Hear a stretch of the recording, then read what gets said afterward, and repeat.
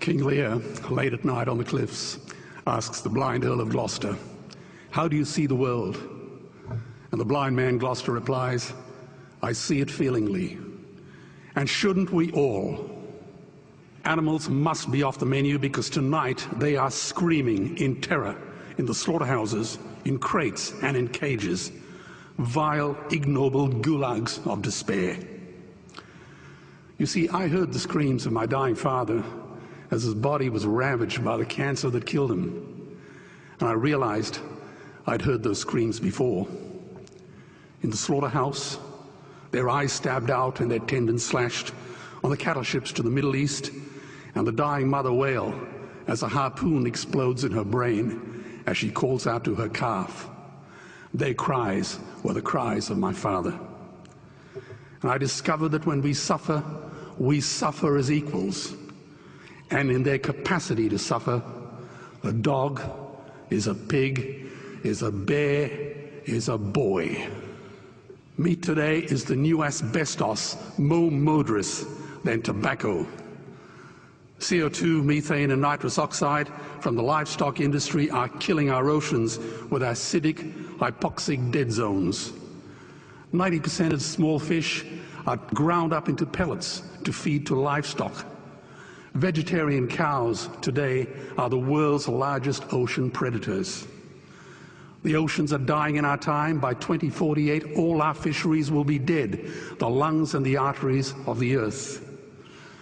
Billions of bouncy little chicks are ground up alive simply because they are male. Only 100 billion people have ever lived. 7 billion people live today. And yet we torture and kill 2 billion sentient living beings every week. 10,000 entire species are wiped out every year because of the actions of one. And we're now facing the 6th mass extinction in cosmological history. If any other organism did this, a biologist would call them a virus. It is a crime against humanity of unimaginable proportions. But happily, the world is changing.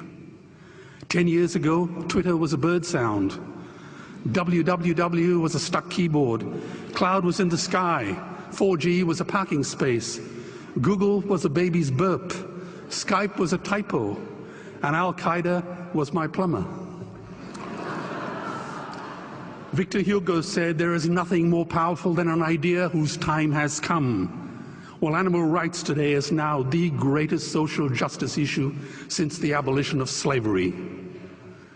Do you know there are over 600 million vegetarians in this world?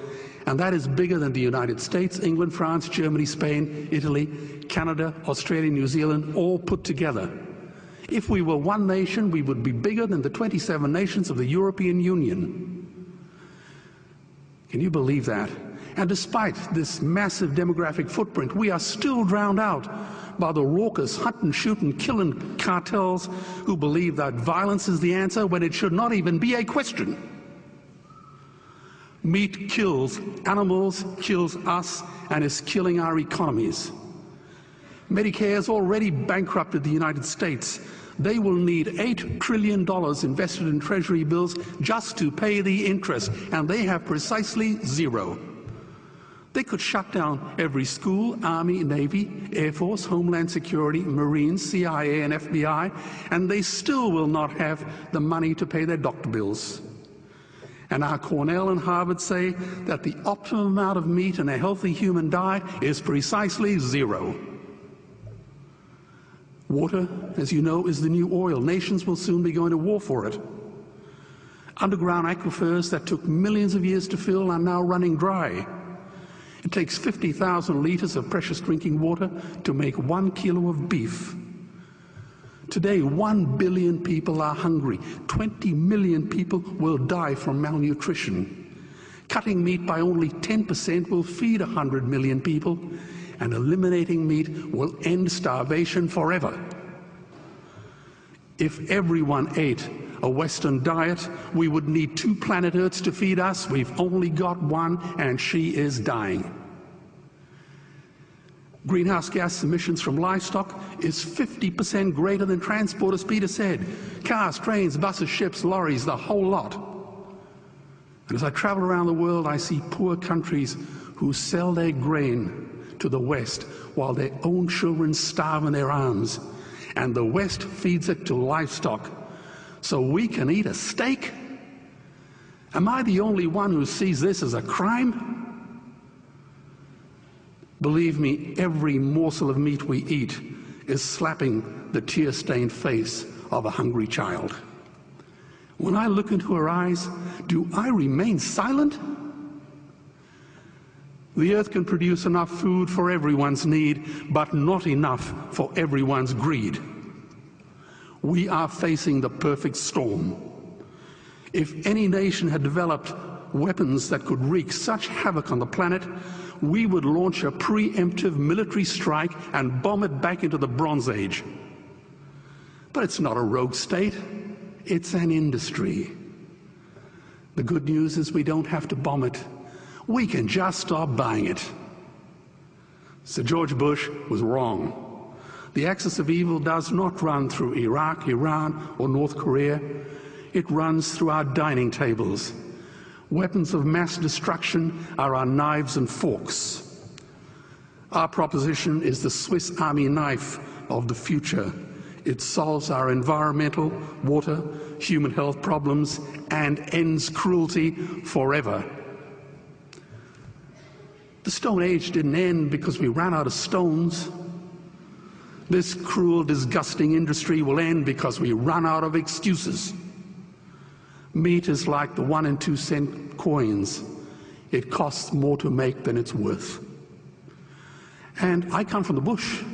Farmers are the ones with the most to gain. Farming won't end, it would boom. Only the product line will change. Farmers would make so much money they won't even bother counting it, and I'd be the first to applaud them. Governments would love us. New industries would emerge and flourish. Health insurance premiums would plummet. Hospital waiting lists would disappear. Hell, we'd be so healthy, we'd have to shoot someone just to start a cemetery. So tonight I have 2 challenges for the opposition. 2 challenges. Meat causes a wide range of cancers and heart disease. Would they name one disease caused by a vegetarian diet? And 2, I'm funding the Earthlings trilogy. If the opposition is so sure of their ground, I challenge them to send a copy of the Earthlings DVD to all their colleagues and all their customers. Go on, I dare you.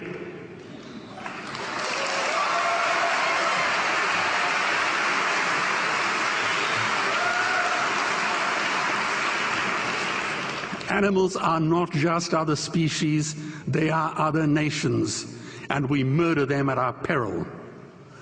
The peace map is drawn on a menu. Peace is not just the absence of war, it is the presence of justice. Justice must be blind to race, color, religion, or species. If she's not blind, she will be a weapon of terror. And tonight, there is unimaginable terror in those ghastly Guantanamos we call factory farms or slaughterhouses. Believe me, if slaughterhouses had glass walls, we wouldn't be having this debate tonight. You see, I believe another world is possible. And on a quiet night, I can hear her breathing. Let's get animals off the menu and out of these torture chambers. Please vote tonight for those who have no voice. Thank you.